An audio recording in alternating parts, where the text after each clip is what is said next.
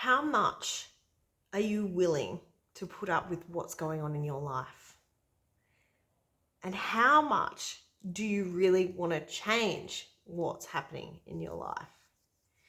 We can get in somewhat of a comfort zone, and even though this might feel uncomfortable, it's called a comfort zone because it's known. And what's known to us usually has a connection to how we were feeling or how we were raised as children. It's innate within us that we look to our caregivers or care providers as growing up as teachers. We view our experiences through the experience that we received as children, which means if we weren't always loved, honored, heard, and treated the way that was a loving and safe environment or a loving and safe experience, this can actually alter our entire future life until we become aware of these somewhat distortions in how we are believing life to be, or how we are calling in our experiences through our lived reality.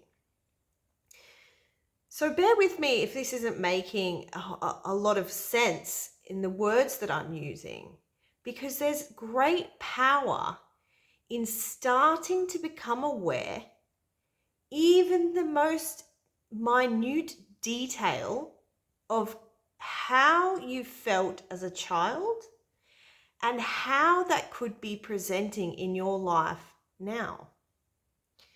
So I will use an example. If you were quite controlled in your life, in your upbringing, how can you see a situation that is manifesting in your reality now that has that really strong level of control?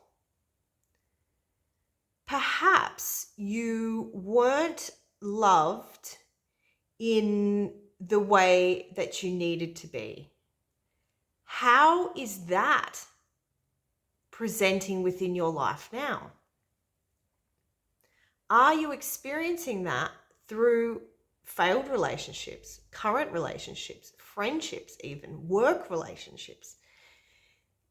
That core belief, or the way that we, I guess, adapted the world to be, can have this powerful influence on how we actually continue to live our life into adulthood and beyond.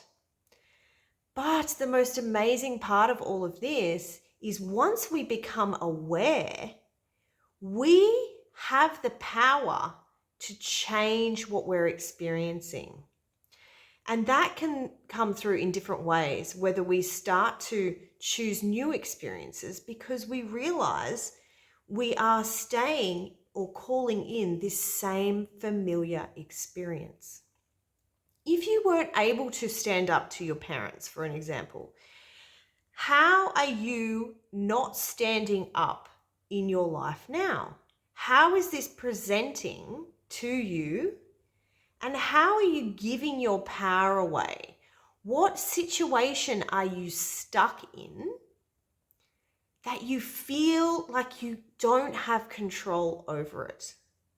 Because these little key aspects, these amazing points, can have the most phenomenal awareness expansions and life-changing results just by seeing the similarities in what's created now and what was created then. Our upbringing forms like a perceptional lens or a way of looking at life. And as children, we don't know any different. We adapt these beliefs and we adapt this way of life, of viewing life, and then we carry it through life with us. Now, as we get older and these things, you just get a bit over it, to be honest. Manifesting the same relationships, the same experiences, the same failed career roles, however it's presenting within your life, is there a pattern? Have these things happened to you before? And how is the feeling, the belief, the experience similar or related to how you felt when you were younger? Now, when we become aware of this connection, the process following is actually allowing yourself to go back to that child, to feel into the experience that was being had when you were younger. Now, we need to do this from a place of the witnesser. So we can go in as our adult self through visualization, just intention, so just your imagination, just picture you at that age and an image or a sense will come through. Now, even though it's important to feel and allow, I guess, the energy release or the emotion that wants to arise from that, it's also important to realize that we are the adult now viewing and holding space for that child that we never got space held for. Or perhaps joining them in this uncomfortableness and saying to them, I am the future you. And I promise that I will always be there. I will always love you. I will always let you speak. I will always listen. Whatever you're feeling that they need to hear, what did you need to hear? What did you need to receive at that age, in that situation? And the power behind this, the power of getting that child back on board and out of that frozen time capsule that is still existing in the now, that is recreating the experiences within our lives to allow ourselves access to see that this child is there, that this pain is there, this wound is there. And there's great transformation, healing, growth, and expansion in just a simple practice like this. But first comes awareness. And it's so important to be aware of what is happening within our life and how it is connected, how we are creating these experiences. And it is completely our choice if we wish to make a change. We are always in control of our choices.